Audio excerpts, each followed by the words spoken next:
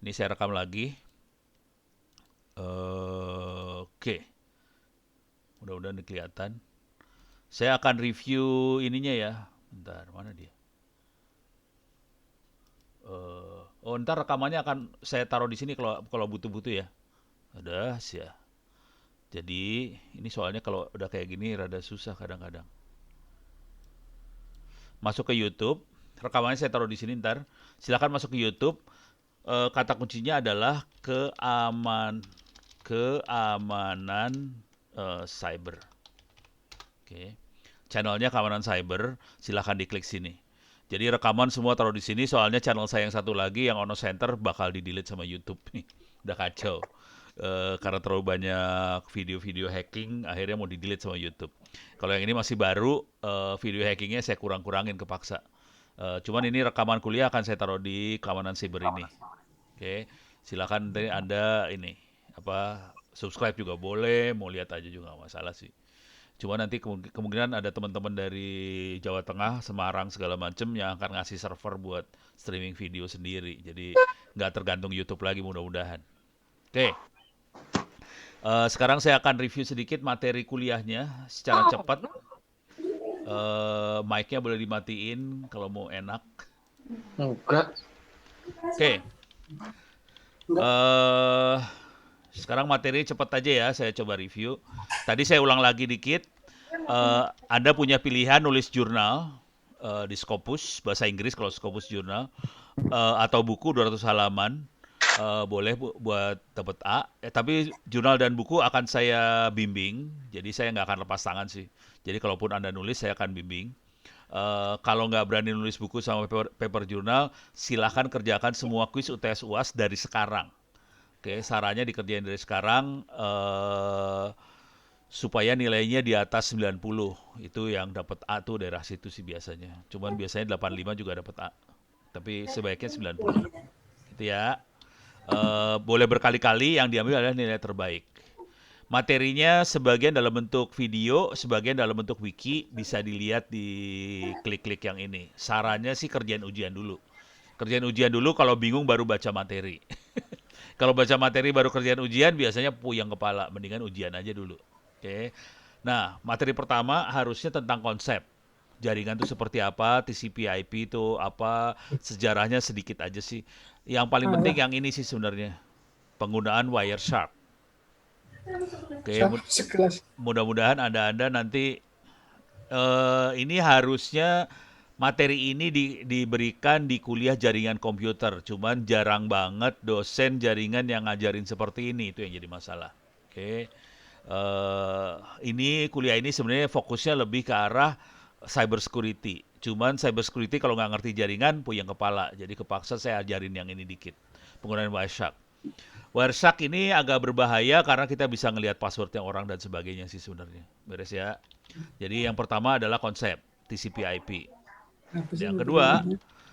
adalah simulator jaringan. Jadi sarannya di sini Oke. adalah kita bisa bikin lab laboratorium sendiri di komputer Anda masing-masing, dan Anda bisa bikin lab buat komputer di komputer masing-masing. Oke, bentuknya kira-kira kayak gini. Bentar, ini dia. Nih. Ini lab komputernya ini. Kalau Anda ngelihat ya, ini lab komputernya, ini dia. Lab komputernya. Di sini ada router. Di sini ini routernya bisa kita tambah-tambahin. Aslinya kosong, nggak ada router. Ini saya tambahin routernya. Kita bisa pasang switch Ethernet segala macam. Kita bisa punya mesin segala macam di sini. Yang ketiga ini yang paling bawah ini, yang ini mesin. Jadi saya bisa punya kali Linux, bisa punya exploitable, server dan sebagainya ada di sini. Oke, dan ini namanya GNS3. Oke, yang jadi masalah adalah untuk ini semua Anda sebaiknya pakai komputer Linux. Sorry, mic-nya bisa pada dimatiin nggak ya kalau nggak nanya? Biar nggak kasihan yang lain sih. Oke, jadi kalau mau enak, pakai Linux. Kalau pakai Windows agak lumayan ribet urusannya kalau pakai Windows. Kalau pakai Linux lebih enak. Dan sarannya ini kalau nanti misalnya Anda guru di SMK atau di mana, ini jadi enak banget. buat ngajarin siswa segala macam. Siswa bisa belajar di rumah masing-masing dengan tanpa lab. Labnya bisa di komputer masing-masing. Cuman komputernya kalau mau enak sih minimalnya sekitar 4 giga memorinya. Kalau mau enak, saya memorinya 16 giga yang ini, jadi kenceng. Oke, ini tentang simulator jaringan. Jadi intinya laboratoriumnya ada di situ. Nah, kemudian juga diajarkan IP versi 6. IP versi 6 kalau ini saya ngomong cepat dulu ya. Eh Hari ini internet di Indonesia, internet di dunia banyak pakai IP versi 4 dan IP itu kayak nomor telepon lah. Bayangkan kalau nomor teleponnya habis, orang nggak bisa nelpon lagi karena dia nggak punya nomor. Oke, oleh karena itu IP versi 4 habis hari ini. Indonesia udah kehabisan IP versi 4. Jadi server kita mulai agak susah buat dapat IP nomor, makanya dikembangkan IP versi 6 ini. Cuman yang jadi masalah satu republik ini gak banyak orang yang ngerti IP versi 6. Jadi kita akan masalah internetnya karena kita gak bisa nomor sih sebenarnya. Jadi ini diterangin teknik yang namanya IP versi 6 seperti apa diterangkan di sini. Supaya bisa nyambung satu sama lain di internet kita perlu yang namanya routing. Jadi dari satu komputer bisa sampai ke Google gimana caranya. Ini pakai teknik routing ini diterangkan di sini. Oke. Dan yang bawahnya ini, nah ini lebih parah nih. Kita mulai ngeset routing di Cisco, di Mikrotik segala macam. Cisco, Mikrotik dan lain-lainnya disimulasikan di sini. Oke. Jadi kita bisa bikin provider ISP, cara bikinnya di sini sih sebenarnya. Bikin ISP itu yang ini sebenarnya. Oke. Nah, kemudian masuk di bagian yang ini adalah bikin Telkom sendiri. Bagaimana caranya kita bisa bikin Telkom, bisa nelpon gratis, bisa bikin yang ini agak parah sedikit, kita bisa bikin Telkomsel sendiri, kita bisa bikin 2G sendiri, kita bisa bikin 3G sendiri, kita bikin 4G sendiri. Cuman kalau waktunya sempit ini biasanya suka saya loncat sih. Cuman ini keren banget soalnya kita bisa bikin seluler sendiri. Dan harganya sekitar 10% dari yang dipakai sama Telkomsel dan teman-temannya. Jadi kita bisa bikin Telkom dengan harga 10% dari yang mereka pakai sih sebenarnya. Oke. Peralatannya diblokir sama Kominfo hari ini. Jadi peralatan yang kita pakai ini diblokir sama Kominfo, tapi tetap kita bisa dapetin peralatan itu dari Singapura dan lain-lain sih. Jadi kita caranya terbang ke Singapura, kita bawa pakai tangan ke Indonesia. Masuk juga sih. Jangan khawatir. Terus ya. Terus di sini belajar ngukur. Benchmark adalah ngukur jaringan kita. La ilaha illallah. Aduh, mudah-mudahan tidak masalah lagi. Stres saya, Kayaknya nanti harus nonton YouTube-nya ini. Aduh. Ini kalau saya stop, bisa nggak stop? Nah, kan nggak bisa stop udah. Matang langsung, nggak bisa stop ini share-nya. Ya udah, nggak apa-apa dah. Jadi saya nggak boleh logout. Kalau logout kayak tadi masalahnya nih. Jadi saya nggak bisa stop sharing. Tadi kan saya logout. Kacau dah. Ya udah dah. Sekarang nggak bisa logout. Ini hilang semua ini. Kok pada hilang-hilangan gitu sih? Bapak belum dibuat co-host ya, Pak? Belum. Ya, ini Jadi, layar saya kelihatan nggak? enggak, Pak. Mati, Pak. Mati, Pak. Bagus, pinter. Aduh. Mohon bersabar. Oke. Kalau nggak gini dah, pindah ke Google Meeting aja kali ya. Ntar. Boleh, Pak. Saya akan buat, nanti saya posting ininya lah. Posting apa URL-nya. Saya bikin dulu, saya nggak akan logout dulu. Stres gue. Stres gue. Ini Google Meeting-nya pakai Start an Instant Meeting. Ini pakai akunnya istri saya ya. Oke, bentar. People. Soalnya nih. Oke, udah dibuat. Saya akan posting URL-nya di ini ya. Di email ya. Bentar. Bukan yang tadi ya, Pak ya? Baru lagi, yang tadi kan saya delete. Oke. Oke, ini saya posting nih sekarang. Dah, pindah. Gue nggak bisa matiin lagi, setan dasar. Gimana cara matiinnya? Posting gimana Pak? Di chat nggak ada ya? Enggak. Oh, gue nggak bisa ngechat. Saya nggak bisa ngechat. Oh, nggak Jadi bisa saya ya? posting di email. Posting di email. Oh, Saya nggak bisa ngechat soalnya. Ini sharing juga nggak bisa di stop lagi. La ilaha illallah. Soalnya Bapak belum di co-host, Pak. Iya, nggak di co-host. Aduh, adminnya keren. Harusnya kasih tau dulu, lu kalau kayak gitu harus co-host dulu nih. Si Ono puyeng kepala langsung. Udah pada pindah belum? Masih belum pada pindah nih. eh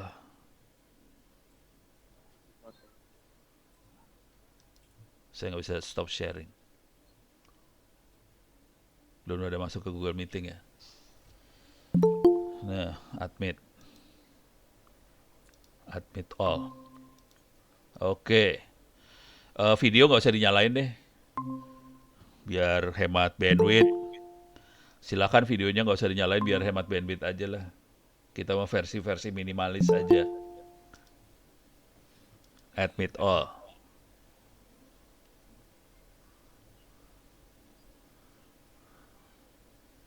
Udah semua ya? Ada berapa sih yang masuk? Nggak kelihatan. Ya udah, ini saya logout dari ini ya, logout dari Zoom. Baru 8, Pak. Ya udah, saya logout dari Zoom nih ya. Jadi saya nggak akan ngelihat Zoom lagi. Oke, Pak. Leave meeting Zoom. Udah kapok gue. Admit all.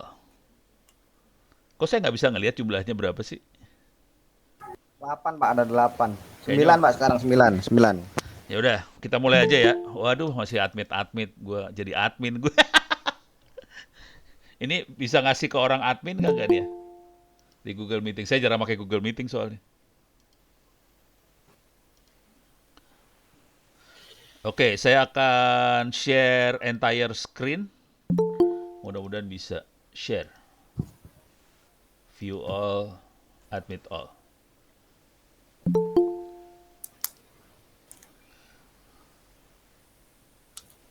Layar saya udah kelihatan belum ya? Kelihatan, Pak. Kelihatan ya? Oke. Ya. Oke, saya balik lagi. Mana sih tadi? Tadi mana layarnya ya? Gue bingung.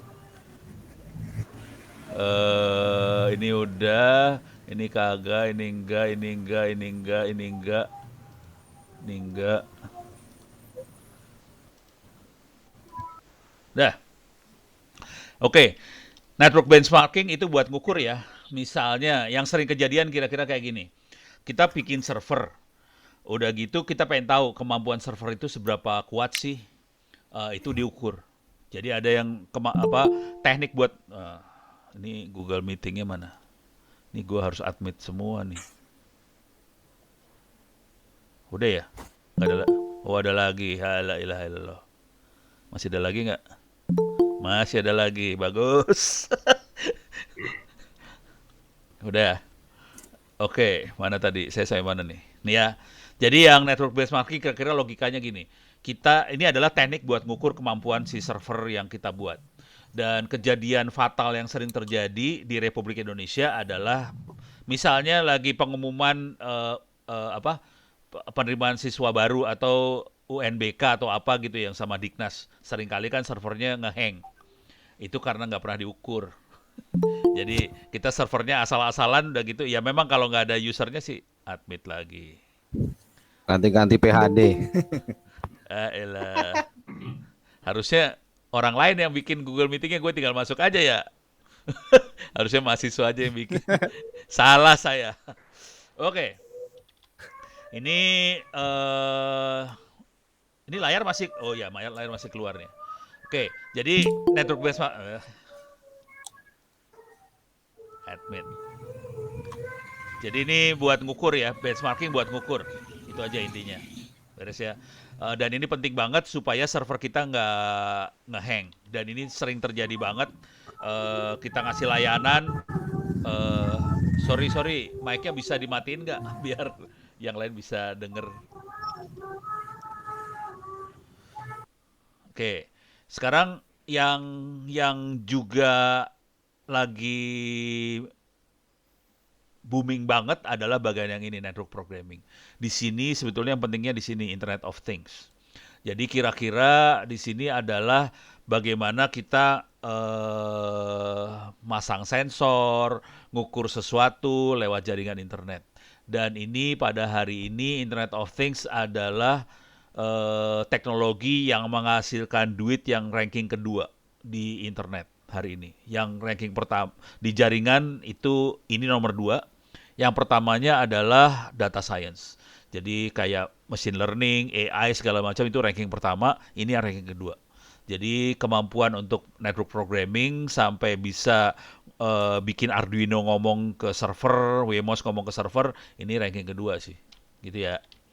Nah, setelah sampai situ kita masuk ke dunia. Jadi kalau dibagi 3, kuliah ini bisa dibagi 3. Yang pertama adalah tentang jaringan, yang kedua adalah hacking, yang ketiga adalah cyber security. Kira-kira gitu pembagiannya. Jadi jaringan, hacking, cyber security. Cuma di bagian terakhir di cyber security ada bagian yang belum dikembangin lagi, yaitu forensik dan ISO 27001 untuk audit security jaringan. Itu karena waktunya nggak akan sempet sih, karena udah terlalu banyak materinya. Ini hacking sendiri akan pertama dijelasin teknik menyiapkan lab buat ngehack. Jadi filosofinya gini, kalau mau hacking segala macam, jangan pernah ngehack situs beneran yang ada di internet seperti situsnya presidenri.go.id. Kalau dihack urusannya penjaraan 6 tahun atau denda 600 juta. Jadi itu jangan dikerjain. Jadi kita harus bikin sendiri server buat ngehacknya. Terus langkah pertama hacking adalah melakukan intelijen, memata-matai sasaran, diterangin di sini. Setelah kita mata-matai, kita belajar yang namanya menyadap. Oke, belajar di sini nyadap. Kemudian yang sering, ini ada yang masuk lagi ya. Yang sering kejadian, yang banyak dicari mahasiswa, anak-anak segala macam adalah bagaimana dapetin wifi gratis. Jadi diterangin caranya bikin wifi gratis. Kalau yang di sini yang lebih parah lagi adalah di sini diterangkan bagaimana caranya membuat jaringan wireless, jaringan wifi jarak 50 km, 20 km, dan rekornya di Indonesia 300 km. Itu dari Manado sampai ke Ternate. Kita bisa sambungin Manado Ternate. Di sini diterangkan tekniknya buat nyambungin dari Manado ke Ternate tadi. Oke. Jadi wirelessnya tipe-tipe yang kayak gituan sih yang dipakai. Tapi kalau mau nge-hack password aja, di sini ada tekniknya buat ngejebolin passwordnya, wifi segala macam diterangin juga. Kemungkinan saya nggak akan bisa ngajar seluruhnya penuh, karena waktunya terlalu sempit sih sebenarnya. Jadi Anda bisa baca-baca, Anda bisa lihat video-videonya. Jadi video bisa dilihat, baca bisa. Cuma dalam kuliah ini saya akan berusaha semaksimal mungkin untuk ngasih sebanyak mungkin. Cuman kayaknya waktunya nggak akan sempet sih. Kemudian kita bisa juga menyerang password. Bagaimana ngejebolin password diterangkan di sini. Oke, dan jangan khawatir. Kalau teknik yang ngejebolin passwordnya yang paling parah bukan yang ini sih sebenarnya. Yang ini butuh waktu, kadang-kadang bisa berbulan-bulan buat ngejebolin ya. Teknik ngejebolin password yang paling parah adalah kita tipu aja sasarannya. Dan itu banyak banget yang nangis-nangis. Banyak orang yang kirim email ke saya minta tolong karena passwordnya dijebolin dan sebagainya. Oke. Kemudian di sini diterangkan juga teknik ngejebol database. Device web diterangin di sini. Jadi device web adalah ngerubah tampilan web ya. Jadi web apa diganti tampilannya jadi apa. Di sini diterangkan.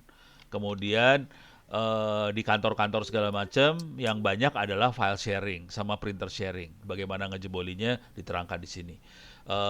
Dan yang paling fatal kemarin didemoin ke saya sih sama teman-teman di HP. Yang paling fatal adalah printer sharing ternyata. Fatal banget.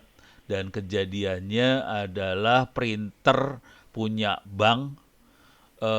File print outnya ada di hard disk di dalam printer. Jadi printernya printer di level, bukan printer user biasa ya. Printer yang dipakai di kantoran gede. Itu biasanya ada hard disknya buat nyimpen sementara apa yang mau di print. Dan hard disknya karena ini di bank, hard disknya isinya print out buat apa? Bukan nasabah sih. Iya, nasabah. Jadi print out ininya ya. Akunnya nasabah itu dapat sama hackernya. Jadi fatal banget yang itu. Oke. Kemudian UTS. Jadi setelah belajar jaringan sama hacking, UTS. Cuman UTS-nya boleh dikerjakan dari sekarang. Ini dibikin supaya kalau ada asesor dari Diknas kelihatannya UTS-nya di tengah-tengah semester. Padahal Anda boleh ngerjain UTS sekarang juga boleh, gitu ya. Setelah UTS masuk ke yang tadi yang ini kan ahli neraka semua nih ya. Ini ahli neraka semua nih sebenarnya. Masuk ke ahli surga. Ahli surga ini masih umum banget. Jadi ini gambar umum network security seperti apa. Terus vulnerability analysis adalah analisa kelemahan sistem jaringan. Ini satu divisi sendiri di BSSN. Jadi BSSN, Badan Siber sama Sandi Negara itu ada vulnerability analysis satu divisi sendiri dan mereka menganalisa kelemahan sistem yang ada di kementerian lembaga yang ada di Indonesia. Jadi ini satu kerjaan sendiri sih sebenarnya. Kemudian diajarkan teknik mengamankan server, kemudian firewall, bagaimana kita mengcopy file yang aman. Sebagian orang masih pakai FTP buat file transfer. Di sini diajarkan pakai secure shell supaya dienkripsi datanya semua. Kemudian supaya aman juga kita pakai VPN. Nah, sebagian orang pakai VPN ini buat nge-bypass blokiran yang ada di Kominfo. Iya, bisa juga dipakai sih. Jadi ini bisa dipakai buat nge-bypass blokiran Kominfo, tapi dipakai juga yang benar supaya kita bisa masuk ke kantor atau kampus yang aman pakai VPN juga. Jadi ini tekniknya dijelaskan di sini. Oke. Cuman di sini bukan sebagai user sih. Jadi penjelasan di sini bukan sebagai user ya. Kebanyakan adalah buat admin. Jadi levelnya di atasnya user sih sebenarnya.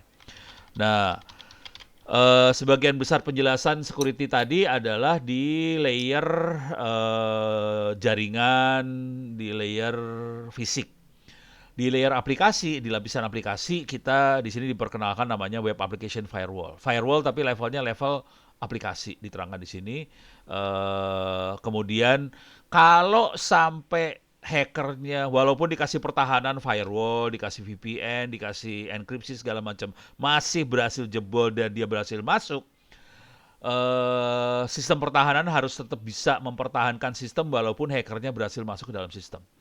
Makanya di sini diterangkan yang namanya pertahanan host. Pertahanan host adalah teknik buat mengamankan sistem komputer walaupun hackernya berhasil masuk ke komputer itu. Itu ya, ini pertahanan host seperti itu kira-kira.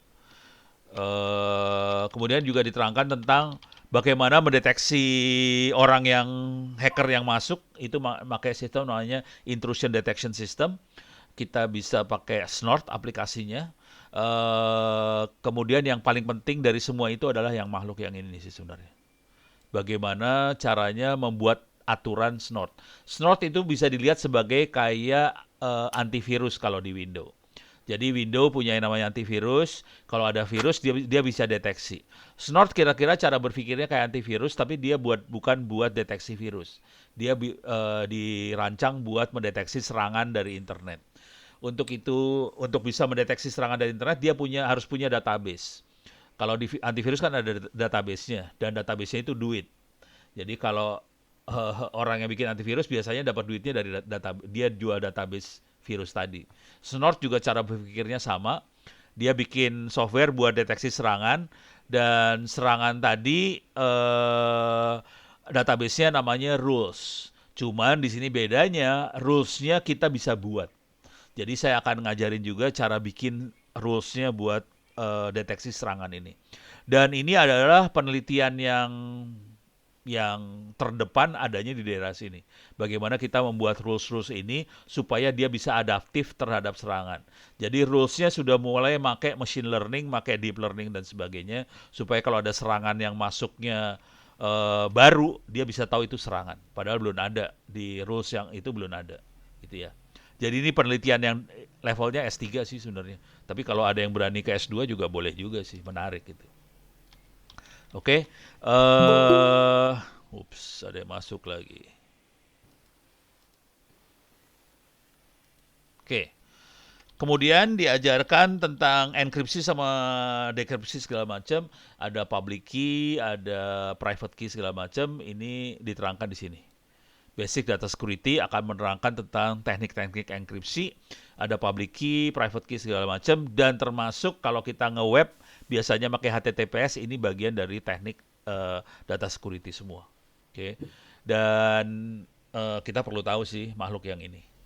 Deh. Dan ini dua, yang terakhir adalah forensik sama information security management system. Forensik dipakai sama kalau sering lihat di televisi, kalau terjadi kejadian perkara, polisi, Polri itu biasanya akan menurunkan orang-orang dari lab 4, laboratorium forensik. Cuman itu biasanya kejadian perkaranya yang fisik, jadi orang meninggal lah, ketabrak lah, apa segala macam. Itu mereka nurunin laboratorium forensik, urusan yang kayak gituan. Di dunia komputer, di dunia internet, jaringan sebagainya, ada juga teknik forensiknya buat ngeliat cari barang bukti perkaranya. Ini namanya komputer forensik. Oke, jadi teknik ini dipakai sama Polri juga. Sekedar masukan aja, informasi aja. Kalau Anda cukup pintar dan jago, hari ini kerjaan forensiknya sekitar belasan per hari. Ada belasan per hari dan kebanyakan di bank. Dan satu kerjaan itu honornya sekitar 100-an juta. Kerja seminggu. Jadi kita kerja seminggu honor 100 juta. Kira-kira kayak gitulah. Oke. Jadi tapi orang forensik. Ini ada sertifikasinya dan harus jago beneran orangnya. Bukan orang sembarangan yang di sini. Saya belum sampai level itu, kemampuan saya nggak sampai level itu, tapi saya kenal beberapa orang yang punya kemampuan seperti itu. Kalau ngelihat orangnya sih biasa-biasa aja sih, tapi orangnya jago beneran. Dan honornya segitu kira-kira. Mainnya per minggu 100, kira-kira gitu ya. Nah, yang ini adalah Information Security Management System, biasanya dikenal dengan ISO 27001. Ini adalah hukumnya wajib dilakukan berdasarkan peraturan dari Kominfo. Jadi semua web, semua layanan pada masyarakat harus diaudit keamanan informasinya. Dan itu 27001, ada yang masuk lagi, siap. Stres juga ya jadi dosen sama jadi admin sekaligus, stres sih. Ya. Jadi ini ISO 27001 ini wajib sifatnya, dan semua layanan web ke masyarakat, baik terutama dari kementerian lembaga ya, KL itu, kementerian lembaga, itu harus diaudit sama ISO 27001. Akibatnya auditor ISO 27001 ini jadi dicari orang banget. Oke. Cuman Anda harus punya sertifikat, nggak bisa lulus dari kuliah ono doang, nggak bisa. Anda harus punya sertifikat buat ini, dan nanti kerjaan buat itunya cukup banyak. Hari ini bayangin aja lah, hitung-hitungan blow on aja ya. Hari ini aja kementerian jumlah apa sih namanya kabupaten kota aja mungkin sekitar 500. Dalamnya misalnya ada 10 aplikasi, berarti ada 5.000 aplikasi. Setahun cuman ada 365 hari. Itu ada 5.000, mau berapa tahun selesainya. Dan ini tiap tahun, tiap 2 tahun kayaknya harus diaudit sih. Jadi auditingnya nggak cuma sekali audit dijamin aman, minimalnya kayaknya sekitar 2 tahunan harus diaudit. Jadi itu udah kewajiban berdasarkan undang-undang. Oke. Yang terakhir adalah internet safety. Ini buat end user biasa, ini buat iseng-iseng aja. Silakan dikerjakan. Ini contohnya adalah boleh nggak sih sharing apa sih namanya? Sharing nomor telepon di media sosial. Posting seperti apa yang boleh di media sosial, kira-kira gitu. Dan terakhir UAS. Oke, mudah-mudahan udah kebayang nih materinya. Ada pertanyaan nggak sampai sini? Ada pertanyaan? Aman? Aman? Wih, ada yang masuk lagi. Aman ya? Kalau mau nanya, nanya loh. Kalau nggak pusing kepala. Oke. Nah, sekarang saya kasih bukunya deh. Bukunya ada di sini. Silahkan diambil di sini. Sorry, salah. Pustaka. Oke, saya eja ya. Alamatnya adalah lms.onocenter.or.id. Saya ulang, lms.onocenter.or.id/pustaka. Saya ulang lagi, lms.onocenter.or.id/pustaka. Ini Google Meeting ada chattingnya nggak sih? Kagak ada ya? Nggak kelihatan nih. Ya udahlah, pokoknya inilah. lms.onocenter.or.id/pustaka. Di sini ada docs, di agak bawah ada dokumen docs. Terus di sini ada security, SEC itu security. Nah, ini adalah bukunya nih. Yang bawah ini bukunya. Ada belajar hacking sama keamanan jaringan. Itu bukunya totalnya sekitar 150-an halaman ini bukunya sih sebenarnya. Anda silahkan ambil bukunya, silahkan dibaca. Materi-materi yang lain silahkan diambil juga buat dibaca-baca, silahkan. Yang paling bawah di sini ada PPT migrasi ke e-commerce segala macam. Ini adalah dasar dari data security. Oke, yang migrasi ke e-commerce ini dasar dari data security, dan ini dipakai oleh Undang-Undang ITE, Informasi sama Transaksi Elektronik. Dasarnya adalah PowerPoint ini. Oke, yang bikin udah meninggal sih, teman saya udah meninggal. Oke, tapi ntar saya ceritain lah. Oke, tapi tolong silakan diambil, silakan dibaca. Jadi kalau kesulitan buat baca lewat e-learning, bukunya ada sih, bisa dibaca. Beres ya? Sip? Nggak ada pertanyaan? Aman? Aman. Kayaknya aman. Oke. Sekarang saya akan masuk ke materi. Saya punya waktu sekitar sejam. Sejam Mbak, panjang, enak. Sekarang saya masuk ke sini materinya. Oke. Sejarah akan saya loncat, silakan Anda baca-baca aja sejarah. Cuman filosofi sederhana dari sejarahnya adalah kira-kira gini. Internet dibikin sama orang biasa. Internet bukan dibikin oleh pemerintah. Internet yang bikin orang biasa dengan teknologi biasa. Kira-kira gitu. Tapi kalau ngelihat sejarah di Amerika segala macam, internet dibuat oleh DoD, Department of Defense. Jadi dibuat oleh militer Amerika, teknologinya. Cuman diadopsi sama kampus-kampus dengan teknologi yang sederhana aja. Akibatnya kita bisa bikin internet dengan peralatan komputer yang sederhana aja. Kira-kira kayak gitu. Jadi sebetulnya kesalahan fatal yang dipakai sama Kominfo adalah kayak maksa bahwa yang bisa bikin internet hanya operator. Padahal internet bisa dibikin oleh semua orang sih sebenarnya. Gitu. Karena teknologinya terbuka, open, kebuka. Filosofinya di situ sih. Jadi sebetulnya internet membuat kekuasaan ada di tangan rakyat sih sebenarnya kayak gitu. Cuman sekarang kan dipaksain supaya internet ada kekuasaannya ada di tangan operator. Kira-kira gitu. Jadi kesalahannya di situ sih. Akibatnya kita akan susah maju kalau gitu caranya. Nah, sekarang saya kasih lihat konsep dasar TCP/IP. Ya, lo masuk lagi. Oke. Sekarang saya masuk ke konsep dasar TCP/IP-nya. Tadi saya klik kemana ya? Oh, ini dia bener. Nih. Oke. Silahkan dibaca-baca. Oke. Dulu kuliah S1 mungkin pernah ngambil jaringan, boleh tahu ada berapa lapisan jaringannya waktu di S1 diajarin lapisan jaringan ada berapa lapis? Ada yang bisa jawab? Halo? Boleh ngomong yang ini. Pada nggak bisa jawab? Serius nih? Oke. Ada 5, Pak. 5, ya udah bener tuh. Kalau ngajarinnya 5 bener. Kalau teorinya 7 sih, teorinya 7, tapi nanti benerannya 5, bener. Oke ya. Nah, sekarang saya akan review dulu lapisannya. Ini dia makhluknya, lapisannya nih. Jadi silakan yang lainnya dibaca, tulisannya dibaca. Saya langsung ke gambarnya aja. Lapisannya ada 5, ini kelihatan cuma 4. Tapi ada lapisan paling bawah namanya lapisan physical layer.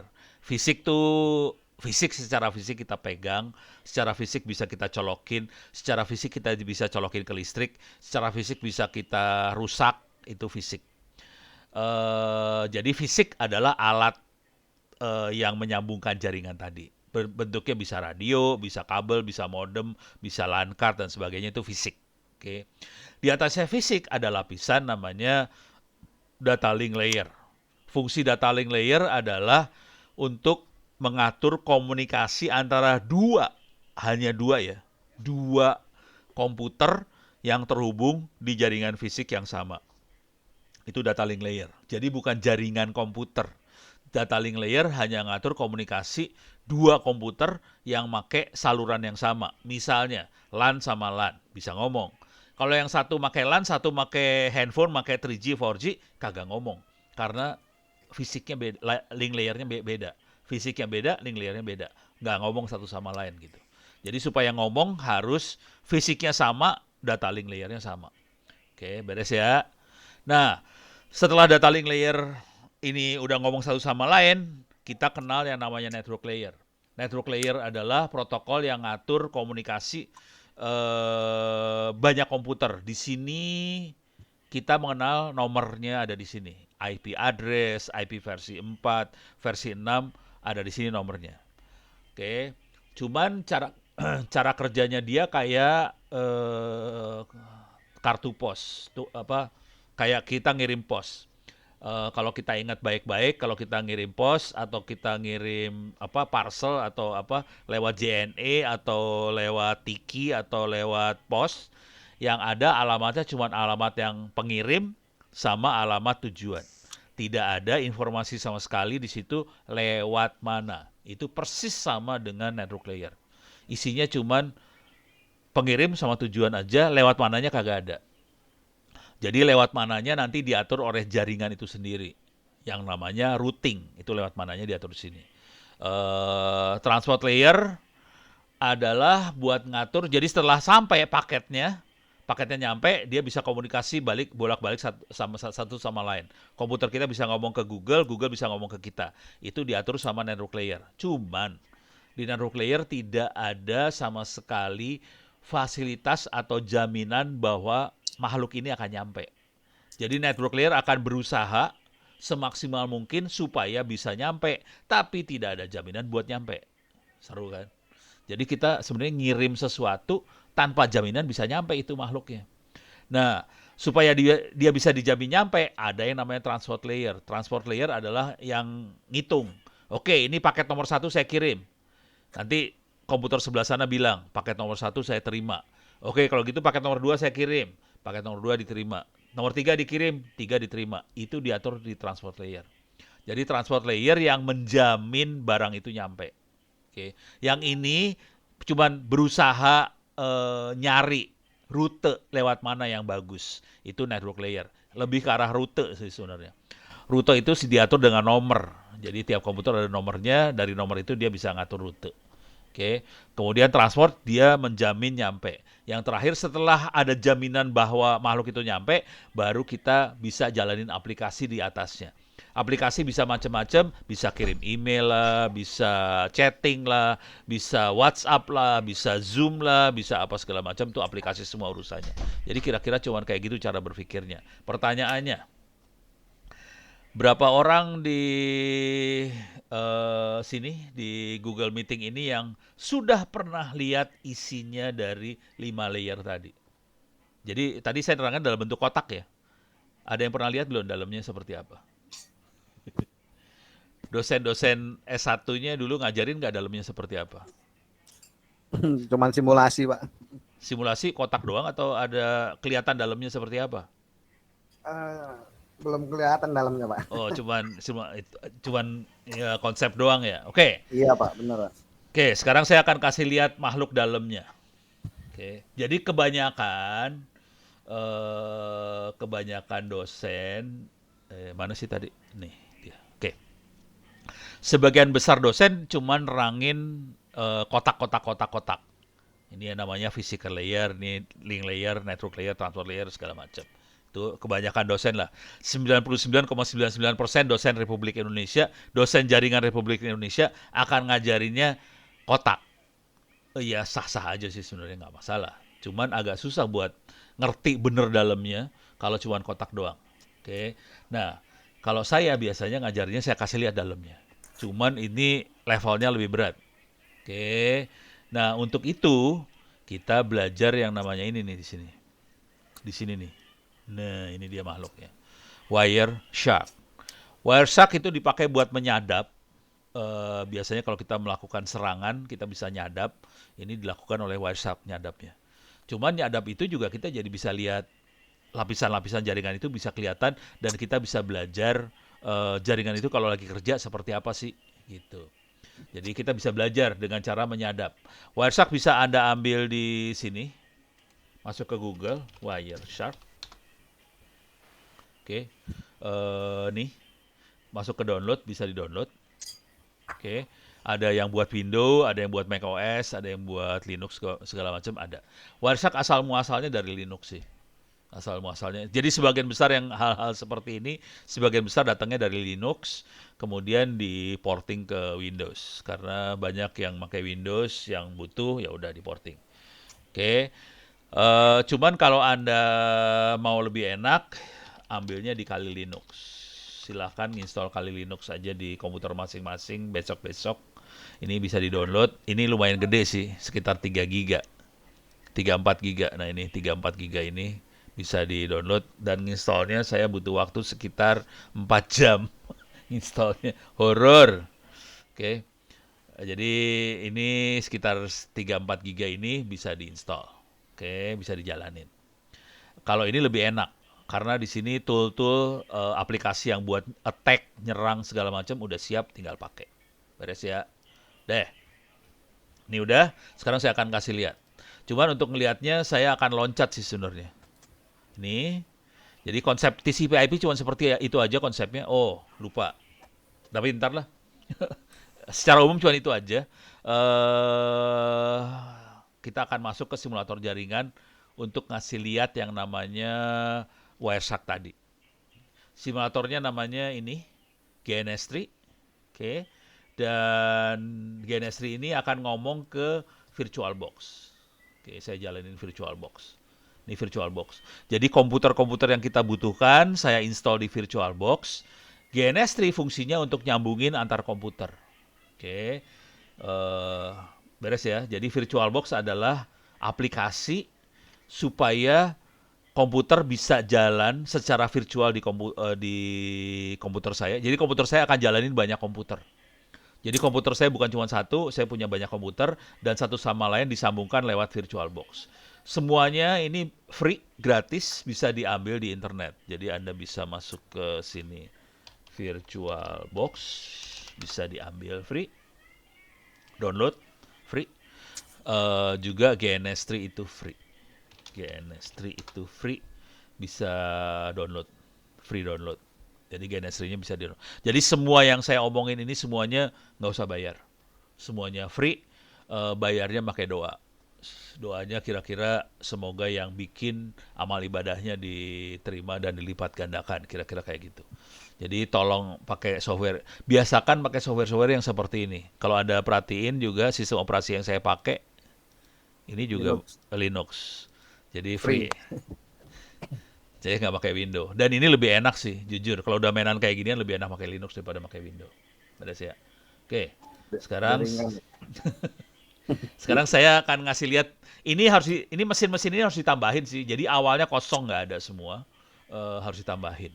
Untuk nambahin saya akan ngasih contoh cara nambahinnya, masuk ke edit. Ini saya akan nambahin mesin di sini. Edit, preference. Di sini masuk VirtualBox VM. Saya new.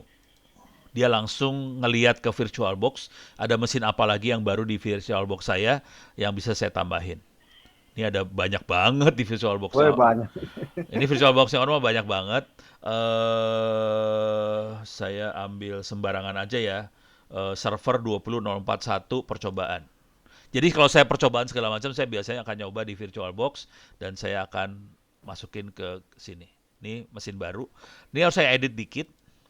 Editnya biasanya cuma ini doang, network. Saya allow GNS3 to use any configured VirtualBox adapter. Artinya kasih izin GNS3 supaya akses ke LAN card-nya punya si VirtualBox tadi. Mesin di VirtualBox, bukan VirtualBox. LAN card mesin yang ada di VirtualBox. Saya contreng kayak gini, saya oke.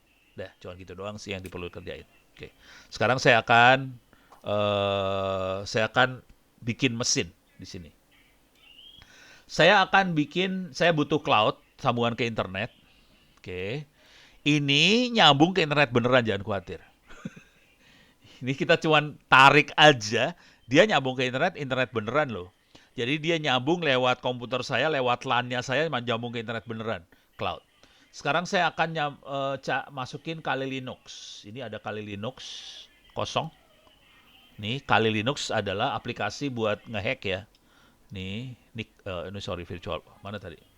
Ini nih, GNS3. Kali Linuxnya mana? Oh, ini. Jadi Kali Linux ini salah satu aplikasi favorit kalau kita jadi hacker. Bukan aplikasi, sorry maaf. Sistem operasi favorit kalau sistem operasi bukan aplikasi ya. Sistem operasi favorit kalau kita mau jadi hacker kita biasanya pakai ini. Oke. Kali Linux. Silahkan kalau mau enak sih kirim harddisk ke saya kopiin semua makhluk ini. Jadi Anda nggak perlu download sih. Kalau dari Lampung ke Jakarta nggak tahu berapa, 10.000 atau 20.000 perak kali harddisk buat ngirim. Ntar saya kirim balik tuh harddisk. Udah cuma gitu doang sih. Ya, oke. Tapi sebetulnya di Dharma Jaya, ya kalau yang ISO ini nggak ada nih kayaknya. Kalau bukunya ada di ebook.dharmajaya.ac.id. Cuman itu hanya bisa diakses kalau Anda ada di dalam Dharma Jaya. Kalau dari luar nggak bisa diakses itu. Jadi e-booknya adanya di dalam Dharma Jaya bisa diakses. Cuman kalau mau ngopi silahkan kirim harddisk, saya kopiin semuanya juga. Nggak masalah juga sih. Nggak usah bayar. Bayarnya pakai doa. Itu aja ya, beres ya, udah. Jadi ini Kali Linux silahkan diambil. Sekarang saya masukin Kali Linux, sekarang udah masuk. Saya ganti nama dulu ya, biar nggak usah panjang-panjang. Saya ganti nama jadi Kali. Networknya saya pastiin aja allow. Udah, tutup. Sekarang saya akan masukin lagi server yang buat diserang. Ini saya ganti namanya aja, saya ganti server. Saya ganti namanya. Ini saya lihat lagi, ada LAN-nya ada 1 dan GNS bisa akses. Saya udah contreng di sini, saya apply. Oke. Jadi ada server, ada Kali Linux. Yang jadi masalah, di sini cuma ada 1 colokan. Colokan LAN-nya cuma 1. Supaya bisa ada Ethernetnya cuma ada 1 di sini. Supaya ada 2 komputer bisa connect ke sini, saya butuh nyambungin pakai switch. Jadi switch-nya saya geret ke sini 1, saya punya switch gitu. Supaya bisa banyak nyambung sekaligus. Kalau kita agak gila dikit boleh aja sambung, kasih switch lagi boleh. Sah-sah aja sih sebenarnya. Cuman kan rada-rada ya. Jadi saya delete aja. Pakai wireless Pak satunya Pak. Ini nggak ada wirelessnya di sini, nggak bisa wireless karena ini kabelan semua. Jadi ntar wireless dilihat sebagai kabelan juga, wireless akan dilihat sebagai LAN juga, gitu ya. Nah, sekarang cara nyambunginnya. Ini ada gambar colokan LAN, saya klik di sini, saya klik aja. Ini misalnya Ethernet 0-nya nyambungin ke sini, masuk ke ENP2 ini. Yang ENP ini adalah LAN saya. Yang lainnya adalah VPN, IP versi 6 itu 2 itu versi 6. Oke, nyambung. Sekarang yang ini akan saya sambungin. Salah. Ini Ethernetnya ada 1 biji, nyambungin ke sini. Ini Ethernet 1 biji. Bentar. Nih, Ethernet saya sambungin. Dah. Perhatiin yang ini warnanya hijau semua. Hijau berarti kondisinya sudah on. Udah nyala. Ini kondisinya masih merah 2 ini. Kali sama servernya masih merah, berarti dia masih mati. Caranya buat nyalain mesin, tinggal diklik aja di sini dia nyala. Udah cuma gitu doang, nyalain mesin. Ini mesinnya nyala dua-duanya ntar. Oke, jadi kalinya nyala, servernya nyala. Ini perhatiin dia buka mesin 2 biji. 2 layar di sebelah kiri saya kebuka. Ini buat nyalain mesinnya nyala. Oke, ini lagi loading, Kali Linuxnya lagi loading. Yang ini server nih lagi loading. Dua-duanya lagi loading. Nanti kalau loading yang pertama kali saya lakukan adalah saya cek IP address-nya supaya pasti bahwa dapat IP address. Jadi kalau kita lihat, nih. Ini internet, ini sebenarnya jaringan rumah saya. Ini 2 makhluk ini IP-nya minta ke jaringan. Servernya tidak punya IP statik. Ini harusnya diterang DHCP Pak. DHCP semua, dua-duanya DHCP, dia akan minta ke sini. Oke. Internet. Ke internet sini, tapi bukan internet gede sih, ini LAN rumah saya aja sih. Oke. Tapi nyambung ke internet akhirnya. Semuanya akan nyambung ke internet. Jadi dua-duanya DHCP minta. Jadi caranya saya akan ngecek nanti dapat IP nggak nih dua makhluk ini. Harusnya sih dapat IP, terus kita bisa cek sambungan ke internet pakai ping dan sebagainya bisa jalan. Walaupun ini bukan mesin beneran loh, ini mesinnya mesin virtual, jaringannya kita bikin di sini di GNS3 di layar, tapi udah nyambung ke internet segala macam sih ntar. Oke, ini masih loading. Oke, dia dapetin IP ini sekarang. Oke, IP udah dapet. Coba yang ini. Oh, lagi loading juga. Masih belum selesai dua-duanya loading. Oke. Nah, ini udah selesai. Saya akan login. Passwordnya sangat aman banget, 123456 masuk saya. Karena Anda semua nggak bisa masuk ke jaringan rumah saya kasih tahu password saya 123456. Cuman kalau lagi di kampus beneran, suka ada yang ikut ngehack udah gitu. Jadi ada yang pakai bawa laptop masuk udah gitu kan, dasar lu pada. Oke, ini masuk Kali Linux bentuknya kayak gini. Ini server. Oke. Coba saya masuk ke server ya, passwordnya 123456 juga sama. Nanti Kali Linuxnya akan saya gedein layarnya. Ini layarnya masih kecil soalnya. Atau saya gedein dulu lah. Layarnya saya Oke. Setting. Kecil gini kan nggak enak lihatnya, saya harus gedein biar enak lihatnya. Dan nanti kita targetnya adalah bagaimana kita bisa menjalankan Wireshark. Ini 640 480 saya rubah ke 128 ini, mau nggak ya? Mudah-mudahan rada lumayan. Dah, bisa kelihatan semuanya. Bawahnya masih kelihatan. Oke. Saya masuk ke terminal. Ini minta maaf ini agak loncat ya. Harusnya saya nerangin IP address itu apa ini, tapi ya susah kalau kayak gitu.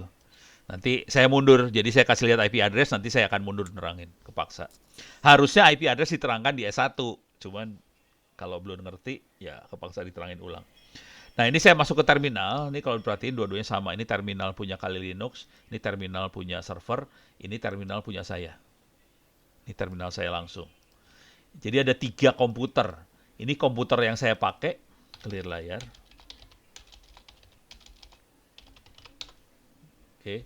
Atau saya minimize dikit ya, biar seru. Ini ada tiga layar loh, tiga komputer loh ini. Ini komputer saya sebelah kiri, ini yang tengah Kali Linux, yang ini adalah server. Oke. Clear. Oke, ini saya tutup. Oke, sekarang kita cek komputer saya. If config more, saya IP-nya segini. 192.168.0.153. Buat Anda-Anda yang mungkin agak stres ngelihat saya cepet banget ngetiknya segala macam, ilmu ini bisa dilihat di kuliah sistem operasi. Jadi kalau di jaringan ini nggak ada ilmunya, nggak dikasih.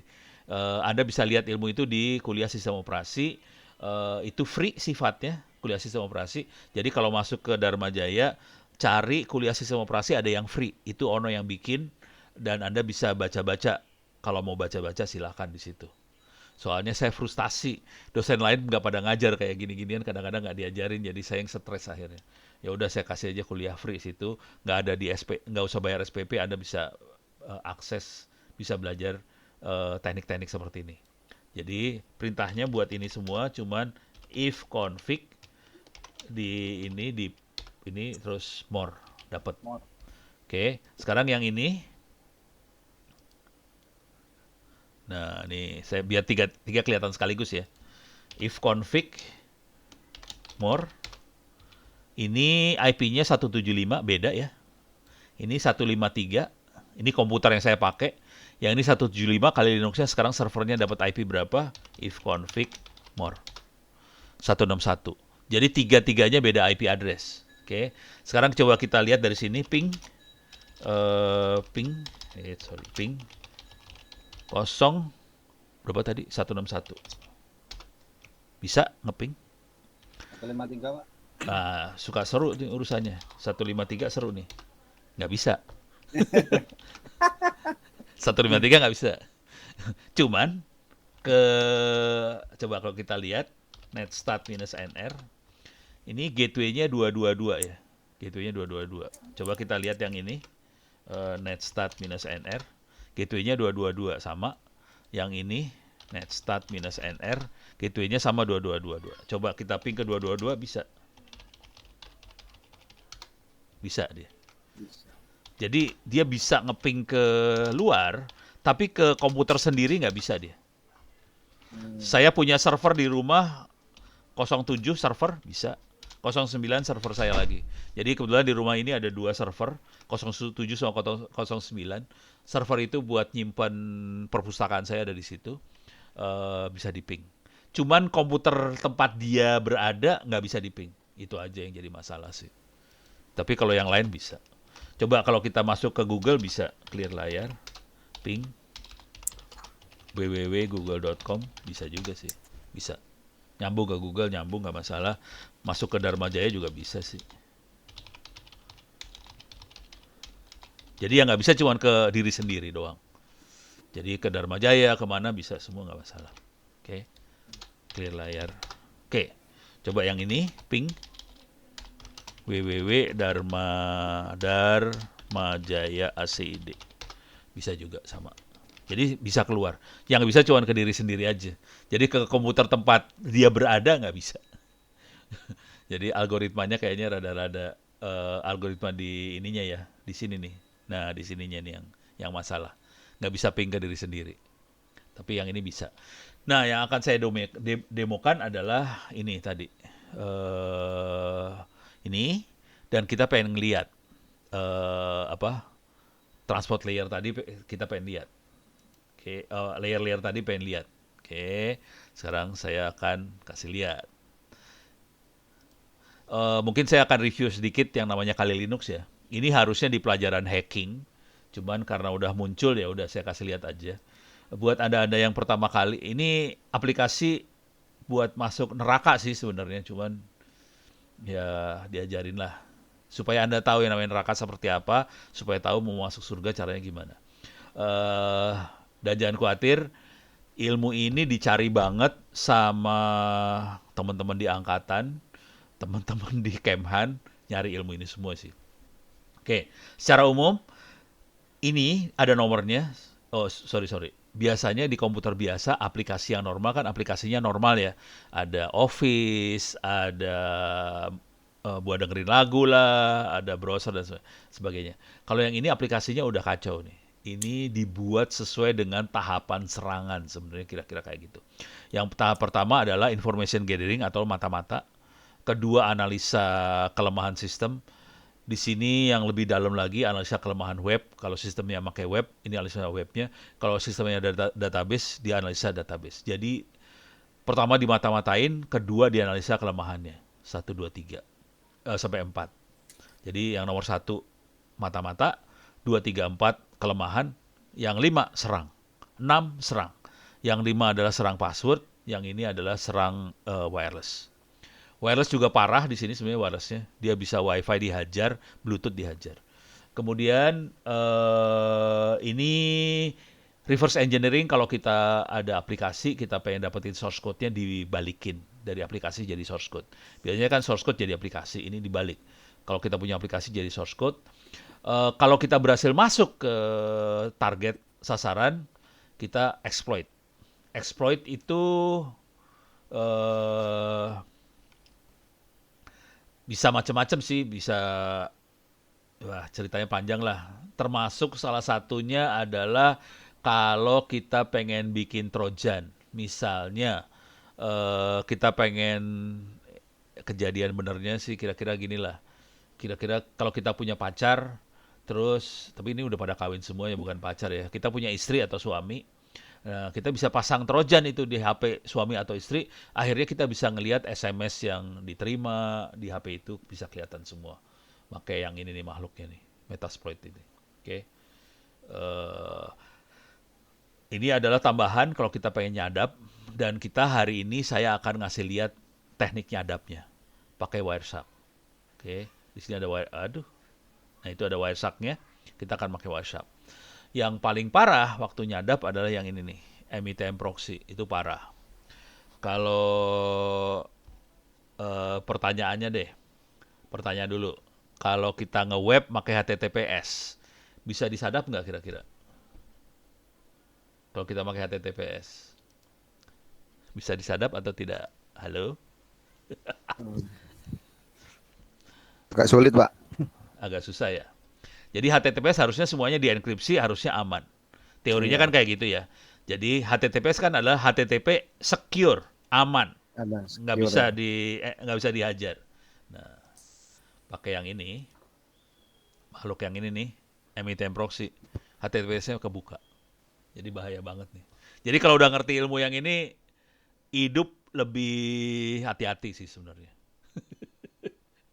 Jadi kita bisa membuka komunikasi yang dienkripsi pakai MITM proxy. Beres ya. Cuman tekniknya agak rumit sedikit sih. Cuman nggak susah lah, bisa.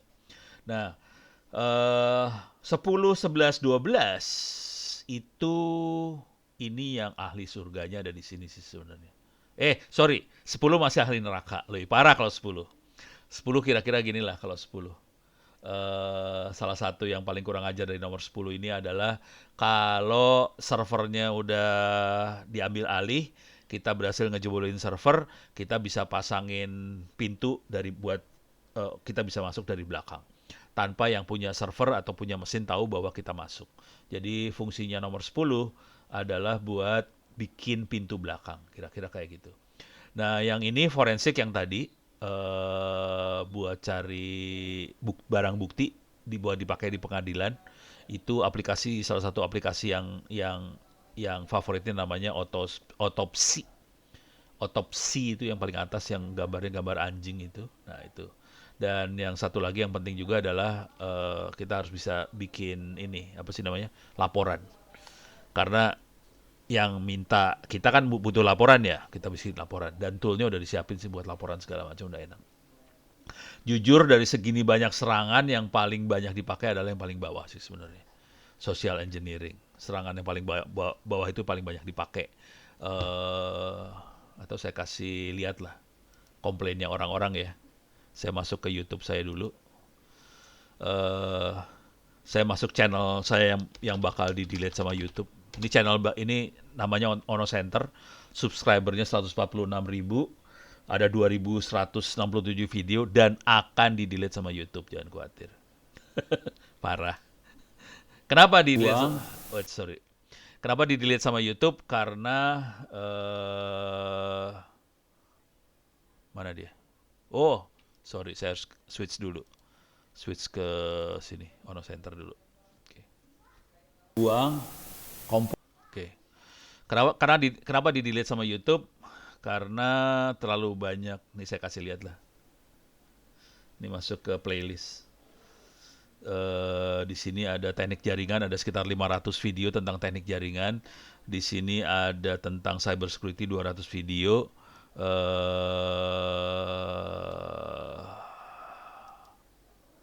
Bentar, 50. Oke. Turunin ke bawah. Di sini ada teknik hacking, ada 161. Jadi ini yang bikin gara-gara sih, 161 video ini yang bikin gara-gara. Jadi ini karena terlalu banyak hackingnya, bakal di-delete sama YouTube. Dan saya udah dapat peringatan 3 kali, peringatan keempat delete. Dan bakal dikasih sih peringatan keempatnya karena banyak banget video yang parahnya. Oke. Nah, oke, bentar. Sorry. Oke. Sekarang saya pengen kasih lihat ini sih sebenarnya. Komplainnya orang-orang. Oke, saya masuk ke komen. Nggak usah jauh-jauh lah. Ini ngasih lihat penderitaan orang lah kira-kira. Oke, saya akan masuk sini. Saya akan searching kata kuncinya juta. Sorry. Juta. Oke. Oke. Nih, sorry, ini dia. Oh, ini Ini cerita bagaimana dia ngehack eh, Facebook. Jadi akun Facebook dihack. Itu belum korban ya. Ini saya gedein lah biar kebaca. Pak, apa bisa memberikan cara untuk tracking location handphone saya yang hilang dengan modal email? Saya mengalami kerugian sekitar 11,5 juta rupiah. Tolong bantuannya, Pak. Serius nih. Orang orang kayak gini banyak loh. Seminggu ada aja. Ini mah pengen beli barang. Eh, ini pengen beli barang. Ini USB miner. Atau ganti kata kunci lah. Jangan juta. Kata kuncinya ditipu. Ditipu. Nah, itu udah jelas korban banget ya. Jadi, ini mah cerita bagaimana teknik menipunya. Nih, Om, saya minta tolong. Saya ada teman, dia punya akun game. Akunnya dicuri. Saya sudah habis uang 4 juta. Jadi, duit yang hilang jutaan loh, jangan khawatir. Oke. Tolong bantu bang, akun YouTube saya ditipu. Please. Gitu ya. Terus yang ini CS, yang ini. Pak, tolong bantu saya. Teman saya habis ditipu 27 juta. Pembayaran melalui dompet wallet Dana, GoPay, dengan transaksi teman saya mau jadi agen top up, Diamond. Tapi malah ditipu. Sudah lapor ke pihak polisi, katanya tidak ada respons. Jadi kita akan lapor polisi sih. Cuman biasanya polisi nggak punya duit, nggak punya kemampuan buat merespons kalau ada kasus perkara di cyber.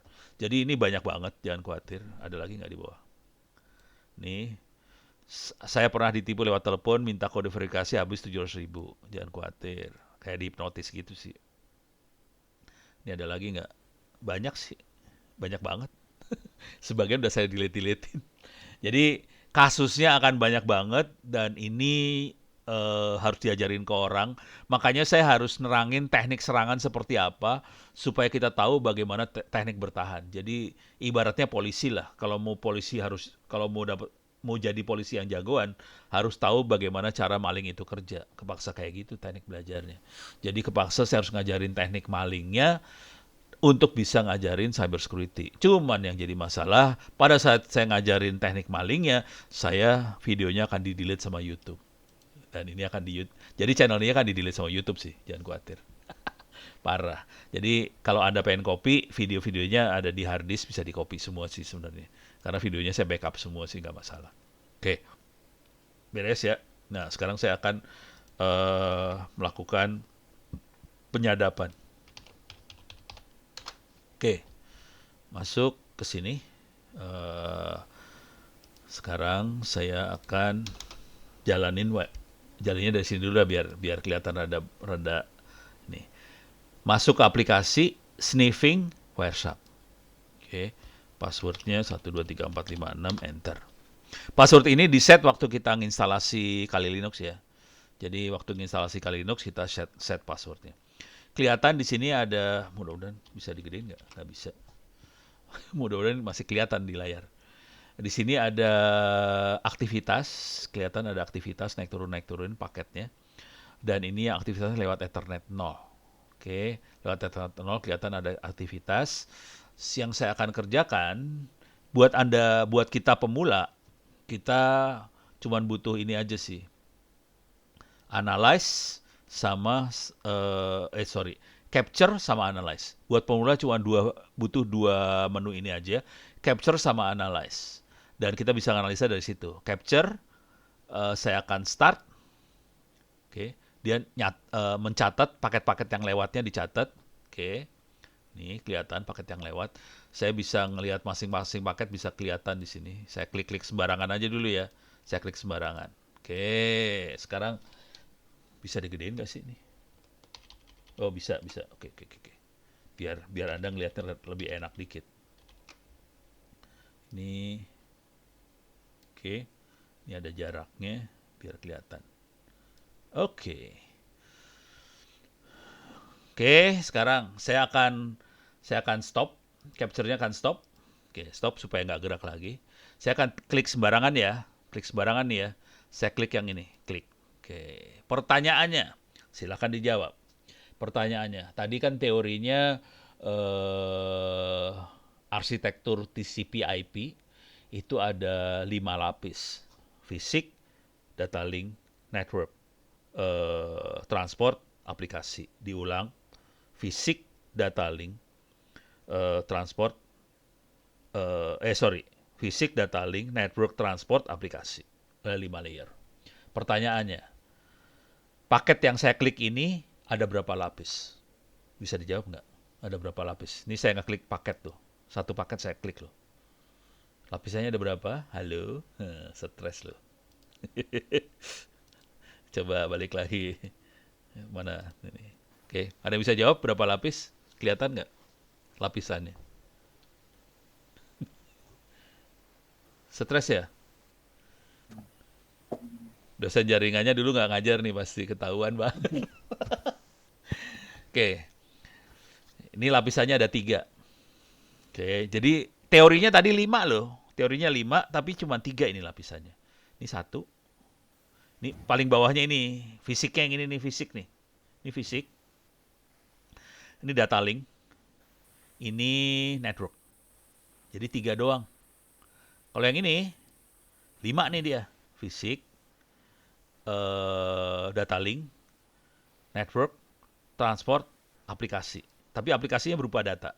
Nah, kalau kita klik satu-satu, klik, ini kalau fisik keluar semua soalnya.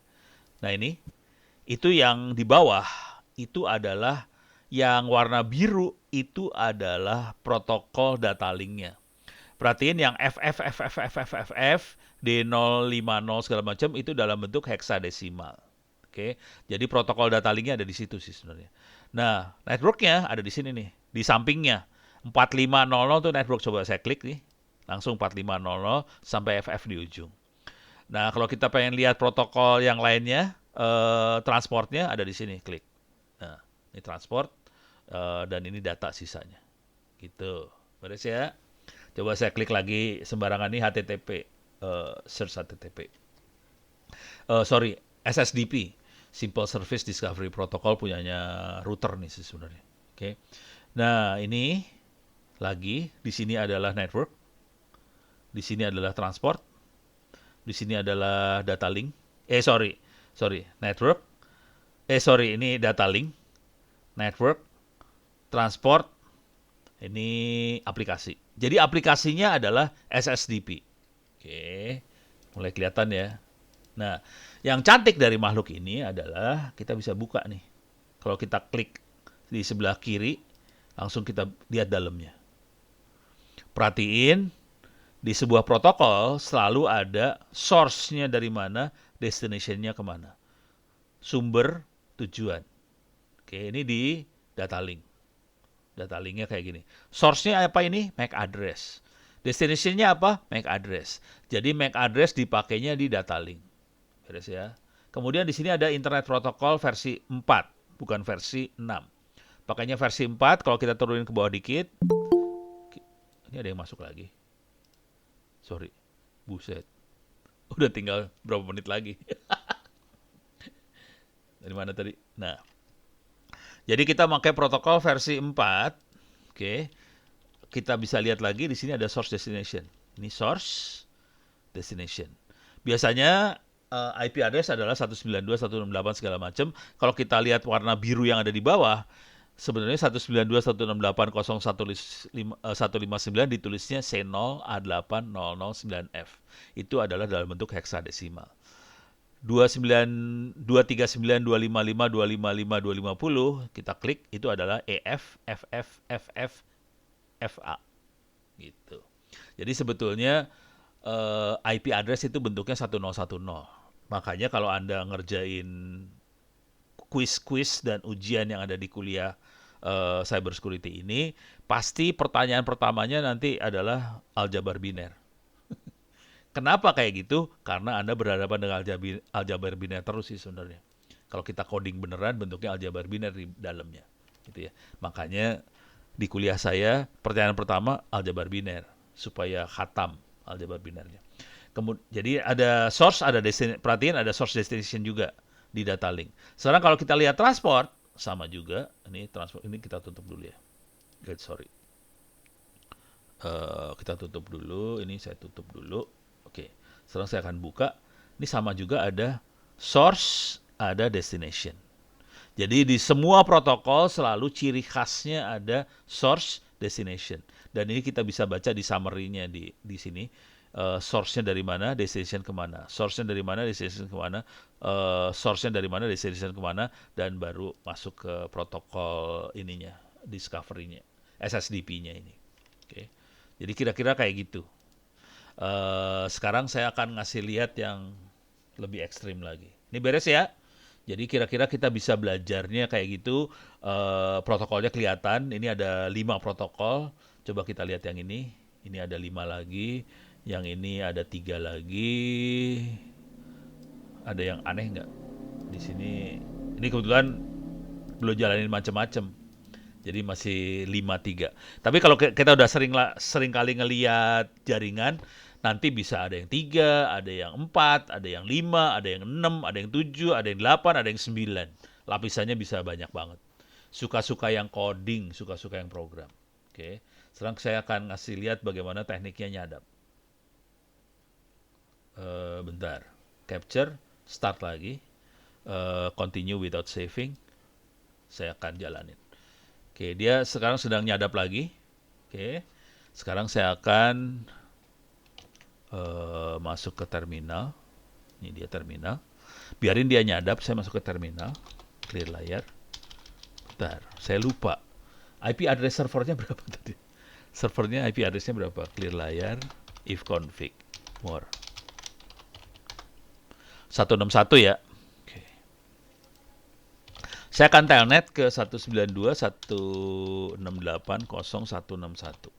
Oke. Enter. Login. Servernya Ono. Passwordnya. Oke.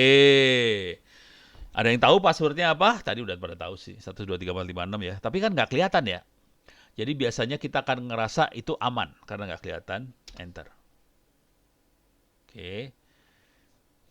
Jadi biasanya kalau saya nanya, ini aman nggak? Aman pak, nggak kelihatan. Ya udah. Sekarang saya bisa jadi super user nih. Super user, sudosu jadi super user, masukin passwordnya lagi. Nggak kelihatan kan? Aman. Oke. Tapi yang perlu kita tahu, tadi saya masuknya pakai telnet loh.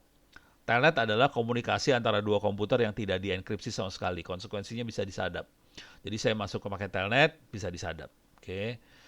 Kalau kita sudah jadi admin atau super user, kita bisa terserah bisa ngapain aja di sini. Termasuk bisa baca mailnya orang. Var spool mail. ls. Ini ada file namanya Ono, kita bisa lihat Ono. Nah, loh, seru kan? Kita bisa baca mailnya orang. Beres ya? Dan ini bahaya banget. Artinya Anda kalau pakai Gmail dan sebagainya, sebetulnya mailnya bisa dibaca sama adminnya Gmail. Oke. Dan ini saya exit dulu. Exit. Oke. Ini saya stop dulu. Capture, stop. Biar nggak jalan. Stop. Oke. Protokolnya digeser dikit. Sekarang kita lihat. Nah, ini yang penting nih. Ini ada telnet nih. Ada telnet nih. Telnetnya isinya apa? Cuman /177. Nggak tahu apaan tuh. Ini ada /B/003 apa? Nggak tahu apaan tuh. Slash apa segala macam. Tapi kita bisa baca bahwa dia bawa karakter ini. Oke. Ada yang panjang nggak? No, ini rada panjang. Ada root. Nah, ini kebaca nih. Ada root at server /var spool mail root. Nah, bisa dibaca nih akhirnya. Artinya sebagian data dari telnet itu bisa kita baca. Oke. Yang seru adalah bagaimana caranya dapat username passwordnya orang. Jadi kalau kita tidak dienkripsi kayak gitu, caranya gampang banget. Yang pertama tadi udah di capture, saya udah stop capture-nya, udah di stop ya. Sekarang kita analisa, analyze, follow, TCP stream. Dapat passwordnya kelihatan di sini. Di sini tadi saya sudosu kelihatan passwordnya. Jadi passwordnya kelihatan sih sebenarnya kalau pakai telnet, gitu ya. Jadi makanya Salah satu prosedur yang harus dilakukan adalah jangan pernah komunikasi pakai telnet, jangan pernah komunikasi pakai FTP, jangan pernah komunikasi yang tidak dienkripsi. Karena bisa dilihat dengan mudah sih. Dan kalau kita kirim email dan sebagainya, sebagian besar email yang Anda pakai itu nggak dienkripsi sih sebenarnya. Kalau mau dienkripsi ada tekniknya. Cuman yang Anda pakai, mailnya Dharma Jaya itu nggak dienkripsi. Jadi bisa kebuka, semua bisa baca sih sebenarnya. Gitu. Karena nggak dienkrip. Kalau dienkrip, tekniknya lebih rumit dikit. Nanti deh di kuliah tentang basic data security diterangin. Tapi kira-kira kita bisa baca emailnya orang, gitu ya, beres ya. Biar kebayang aja sih. Cuma nanti saya harus diingetin, saya udah pernah ngasih lihat ini, jadi nanti di kuliah hacking, saya nggak akan ngasih lagi kuliah yang ininya. Ya beres ya. Jadi, sekarang saya akan masuk lagi teknik yang lain. Oke, ini saya jangan dulu lah. Ini saya kasih lihat dulu. Di server 17 berapa sih tadi ya? Servernya lupa saya. Lupa melulu. 161, Pak. 161. Di server 161 itu ada mail servernya sih sebenarnya. 192.168.0.161. Squirrel Mail. Oke. Jadi di 161 ada mail server. Oke. Don't save. Oke. Nih mail servernya. Ini saya kalau masuk mail server ini yang tadi yang bisa dibaca ya. Ini tadi mailnya bisa dibaca nih. Saya delete nih. Jadi saya delete aja lah, udah biar bersih. Oke. Jadi saya punya mail server kondisi bersih di 161. Beres ya. Sekarang yang saya akan lakukan, saya akan kirim email. Ini saya dari Kali Linux, saya akan kirim email ke 161 supaya bisa dibaca di 161. Ini bisa dibaca di sini nantinya. Dan saya pengennya waktu kirim email saya sadap. Jadi saya akan nyadap. Ini saya capture, start lagi, continue without saving. Dah. Oke. Nih. Wah ini ada yang lagi nge-review apa ya? Ke berapa dia? 175. Oh, nggak ada urusan. Biarin, cuek. Oke. Sekarang saya akan kirim email. Telnet. Tapi sebelum itu mungkin saya harus jelasin dulu. Saya akan kirim email dan ini tata caranya namanya SMTP. SMTP. Oke. Simple Mail Transport Protocol dijelaskan di RFC. RFC SMTP. Simple Mail Transport Protocol RFC SMTP yang awalnya adalah RFC 821. Oke, 821 ini yang awal kalau nggak salah. Kita bisa baca sih teknik buat ngirim emailnya. Jadi cantiknya internet adalah semua teknik tata cara komunikasinya semua dibuka secara terbuka dan kita bisa baca. Simple Mail Transport Protocol yang nulis adalah Jonathan B. Postel, ini legend internet. Dan dia adalah mungkin kalau kita tahu internet ada domain.com, .id, apa segala macam yang pertama kali megang yang mengatur domain itu sampai dia meninggal adalah Jonathan Postel. Di internet itu ada IP address, IP versi 6 segalanya. Yang pertama kali ngatur sampai dia meninggal adalah Jonathan Postel. Di internet itu ada DNS, domain name servers dan sebagainya. Yang pertama kali ngatur dan sampai dia meninggal adalah Jonathan Postel. Jadi internet itu bisa hidup karena Jonathan Postel. Gitu, asal tahu aja sih. Ini legend internet. Nah, sekarang cara kirim emailnya, caranya kira-kira kayak gini. Nah, ini dia. Jadi kirim email dijelaskan di protokol yang dia tulis. Prosedurnya adalah mail from. Nanti server akan jawab oke. Receive to siapa? Server jawab oke. Kalau ada beberapa orang yang menerima, receive to. Kalau kita kirim email, kita kasih data, terus kita tulis, terus baca di sini, end with CRLF. CRLF adalah enter. Jadi enter, nanti server bilang oke, mail akan dikirim. Oke. Sekarang saya akan praktekkan dalam waktu cepat, karena saya punya waktu cuma sekitar 10 menit lagi. Oke, nah lu ada yang masuk, udah mau habis kuliah baru masuk. Bentar. Oke. Buat yang belakangan masuk, ntar lihat videonya di YouTube keamanan siber ya, saya kasih lihat lah. Jadi nanti buat yang baru masuk, silakan lihat video kuliahnya di YouTube. Masuk ke keamanan siber, gitu ya. Keamanan siber, klik aja. Ini video baru ada 28 video di situ. Kalau yang satu lagi udah 2000 sih. Channelnya namanya Ono Center, cuman itu akan di-delete sama YouTube karena terlalu banyak video hacking. Yang ini masih baru 28, cuman video hackingnya akan saya kurangin supaya nggak di-delete. Oke, sekarang balik lagi ke sini. Saya akan kirim email sekarang pakai Telnet ke server yang sama 192.168.0.161. SMTP portnya berapa? Ada yang hafal? Port SMTP berapa? Halo? Nggak hafal ya? Web berapa? Ada yang hafal? SMTP berapa? Kagak hafal. Kalau web pasti tahu semua portnya 80. HTTPS portnya 443, SMTP 25. Bukan 21 Pak ya? Bukan. 21 Telnet. Oh, tahu. Yang tadi tuh 21. Oke, saya masuk SMTP 25. Tadi kalau ingat tata cara komunikasinya ada di RFC adalah mail from. Sebelum mail from saya harus kasih hello dulu sih. Saya harus bilang, mana. Hello. Saya bisa bilang saya siapa. Misalnya saya adalah Dharma Jaya ACID. Boleh, sah. Nanti dia bilang 250. Perhatikan kodenya angkanya 2 di depan. Kalau angkanya 2 berarti oke. Gitu ya. Perhatiin kalau kita lagi nge-web suka keluar angka 404. Itu berarti ada error. Jadi 4 tuh error sih sebenarnya. Pokoknya depannya 4 error. Sekarang mail from. Oke. Kita kirim email dari misalnya Jokowi @presidenri.go.id. Oke, dia bilang. Receive tuh. Oke. Ono. Kebetulan servernya saya kasih nama korban.com. Oke. Data. Sekarang mail benernya kayak gini. Jokowi @presidenri.go.id. Tuh. Ono@korban.com. Subjek. Awas. Oh no, jangan macem-macem.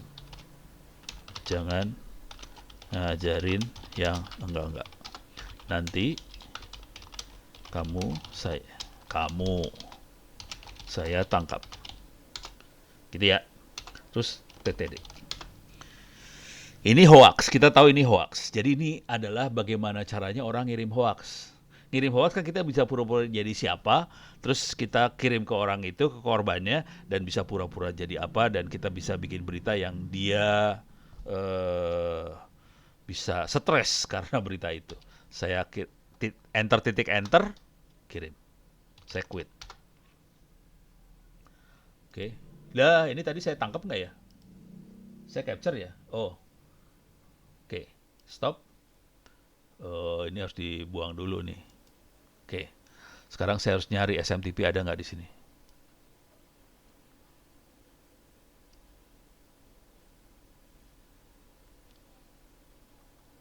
Waduh. Bentar.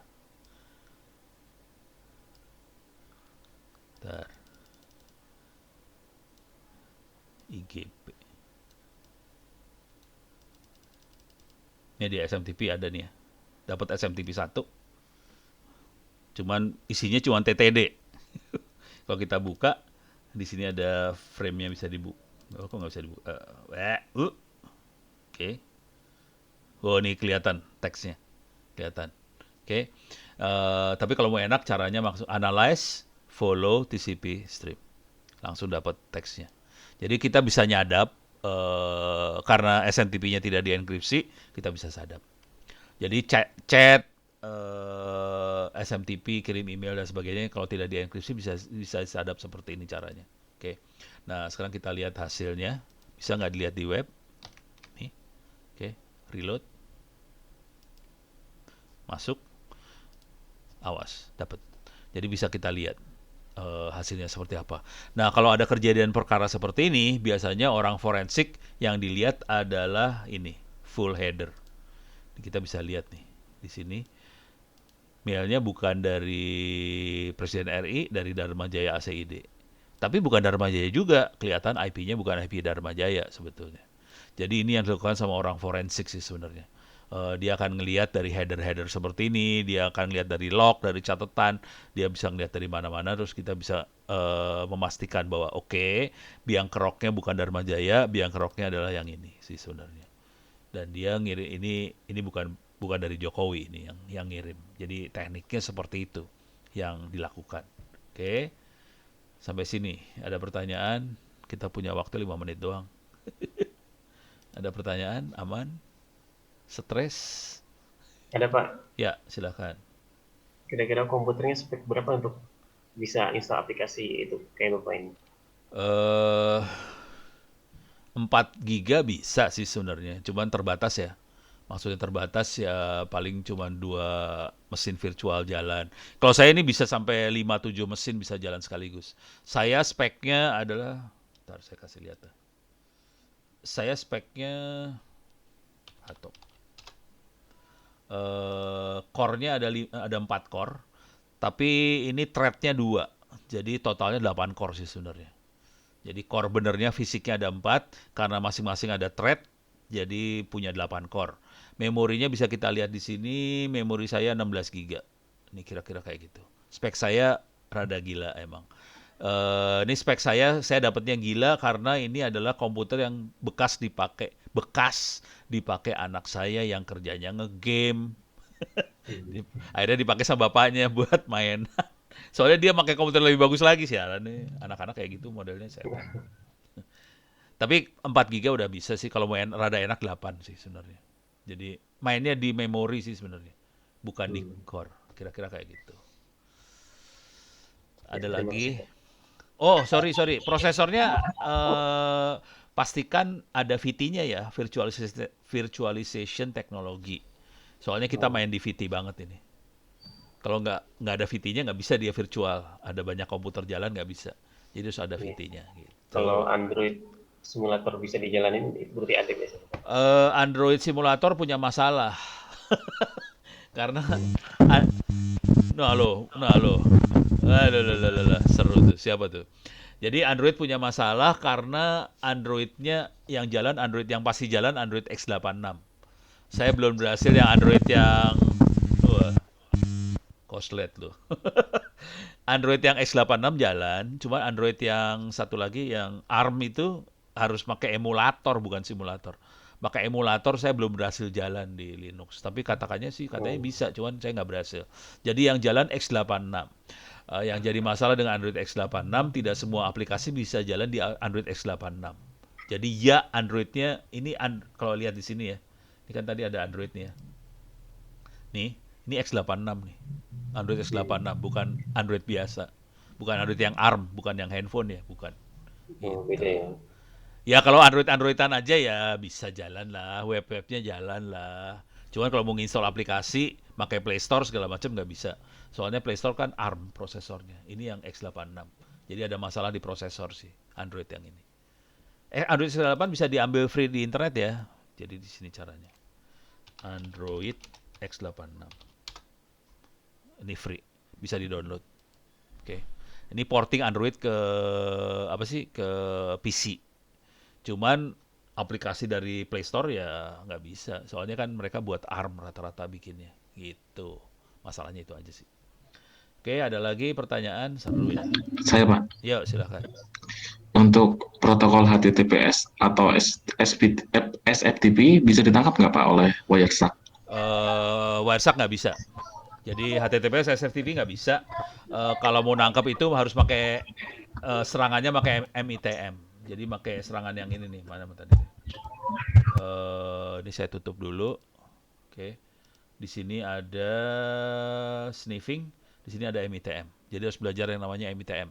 Kalau MITM yang bisa dijalanin, SFTP, HTTPS jebol, bisa dihajar, bisa dapetin komunikasi yang pakai HTTPS-nya bisa kebuka, gitu. Serem loh. Yang ini serem. Asli. Satu lagi Pak, Ya.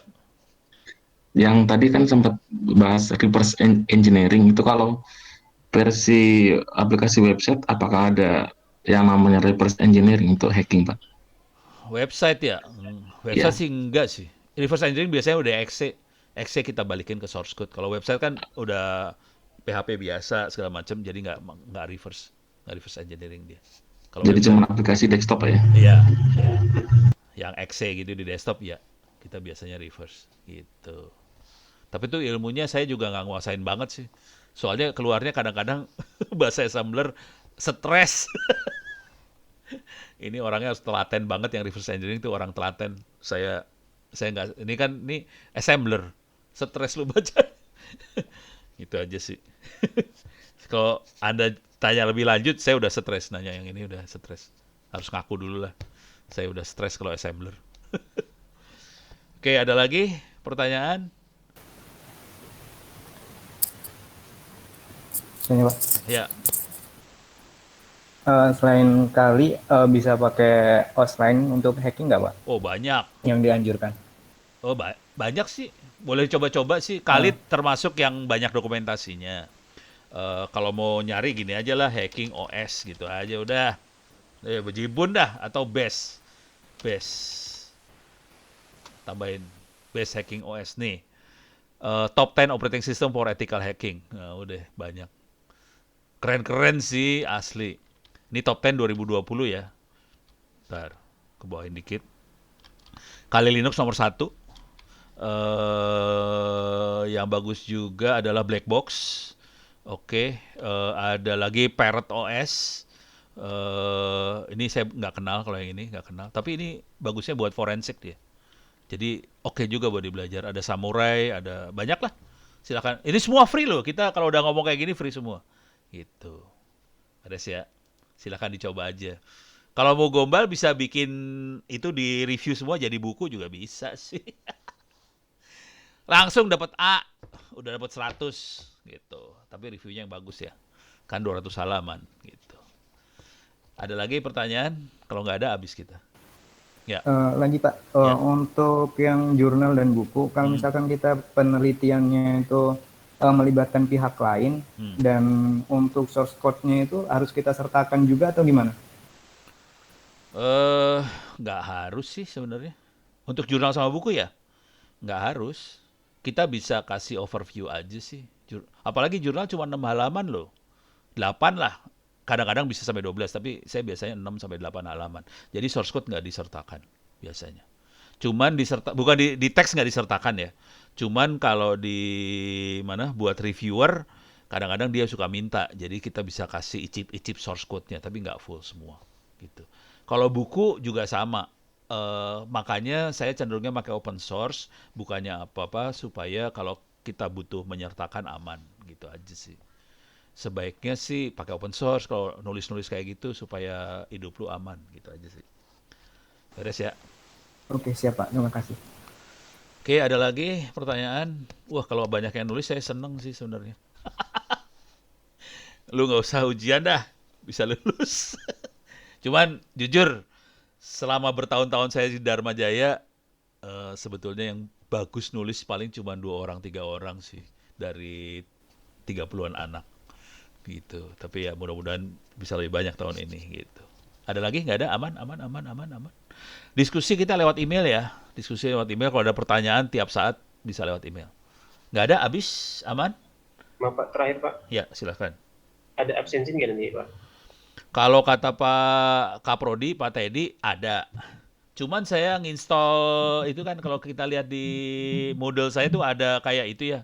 Kayak attendance atau kayak gitu. Nggak jalan tuh. Jadi saya pusing. Udahlah, pokoknya kalau nanya ke saya nggak peduli absensi sebenarnya saya. Biasanya saya akan manual, saya bikin 100 semua absennya. Nggak penting, yang penting ujian Anda bagus, itu buat saya. Itu aja, ujian bagus. Atau bikin buku sama jurnal, itu saya lebih suka gitu. Beres ya? Oke, terima kasih Pak. Beres ya? Aman ya? Oke, jadi yang pertama nanti diskusi pakai email. Yang kedua adalah mohon maaf lahir batin karena minggu depan kita puasa ya. Puasa. Dan kuliahnya minggu depan mau pakai ini lagi atau pakai Zoom? Ini gambarnya bagus nggak sih? Bagus nggak Pak? Bagus, ya udah. Bisa kuliah pakai ini lagi. Udah frustasi gue sama Zoom berarti tadi. Parah. Ya udah pakai Google Meeting aja dah. Oke. Terima kasih banyak. Mudah-mudahan bisa bermanfaat. Billahi taufiq wal hidayah. Assalamualaikum warahmatullahi wabarakatuh. Kita tutup kuliahnya sampai sekarang dan sampai ketemu minggu depan. Oke ya. Assalamualaikum warahmatullahi wabarakatuh. Waalaikumsalam. Ini matinya gimana caranya? Oh, di sini. Stop sharing. Ini saya tutup ya. Oke.